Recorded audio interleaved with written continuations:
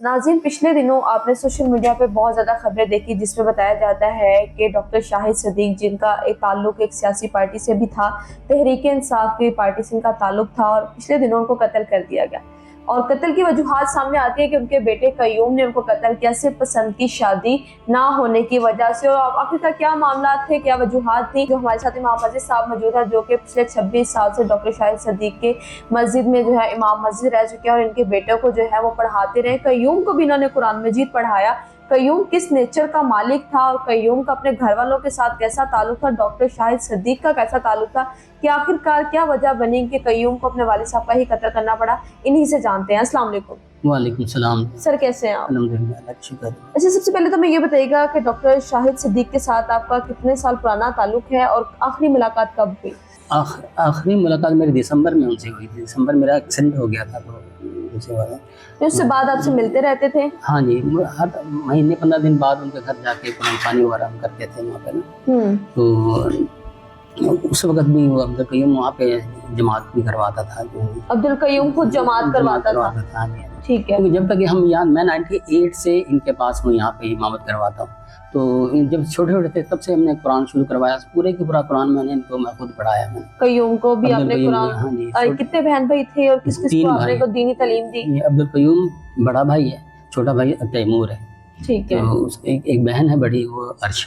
ठीक है। आपने इनको कुरान मजीद पढ़ाया? हाँ। और कितने अरसा मुसलसल आपने इनको कुरान मजीद पढ़ाया? तकरीबन 8-10 साल। तकरीबन 8-10 साल। मतलब जब तक एक बच्चा कुरान मजीद पढ़ता है, उसको मुकम्मल करता है, तो वो आपने ही पढ़ाया? डॉक्टर साहब की ख्वाहिश थी कि इनको तर्जमा भी पढ़ाएं, ठीक है ना, और नमाज वगैरह तो वो भी पढ़ाया। सब चीज़ें मैं सुनता रहता था, बार बार कुरान रिपीट करवाता था इनको, तर्जमा भी शुरू करवाया इनको। अर्श ने तो, जो अर्श शाहिद है, इनकी बेटी जो है डॉक्टर साहब की, तो उन्होंने तो पूरा तर्जमा पढ़ लिया था।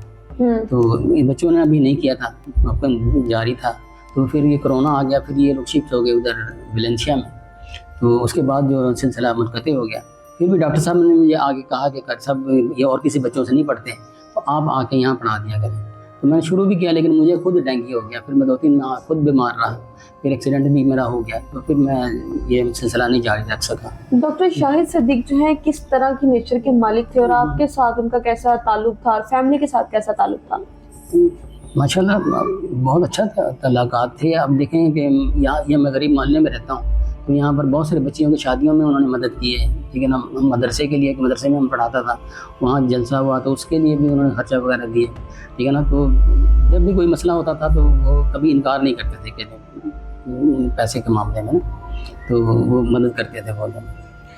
जब डॉक्टर शाहिद सदीक से आपकी मुलाकात होती थी, आप उनके बच्चों को पढ़ाते थे, उनका लहजा अपने बच्चों के साथ किस तरह का होता था, या किस तरह का अपने बच्चों के साथ प्यार करते थे या नहीं करते थे, कि आखिरकार एक बेटे को, अपने वालिद साहब को क्यों कत्ल करना पड़ा? बच्चों के साथ, खासकर अब्दुल कयूम के साथ तो इस कदर जुनून के हद तक प्यार करते थे। मैं देख के हैरान होता था कि इस कदर वो जैसे मोहब्बत नहीं, वो इश्क करते थे अपने बेटे से कयूम से। हाँ, इसका बहुत ज़्यादा प्यार करते थे उससे। अच्छा इमाम साहब, मुझे ये बताइएगा कि आपको कैसे पता चला कि उनका जो डॉक्टर शाहिद साहब है, उनका अपने बच्चों के साथ कैसा ताल्लुक है, वो इतना प्यार करते हैं?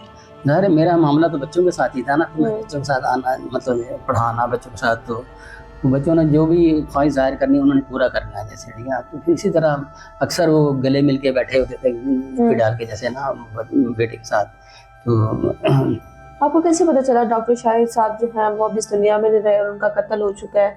वो तो मैं जुम्मा पढ़ के आया, वहीं खाना खा रहा था, तो मतलब ना टीवी पे मैंने देखा कि खबर चल रही है। तो फिर मैंने अपने इकरा में फ़ोन किया कि, तो उन्होंने बताया कि हाँ ये वाक़या है।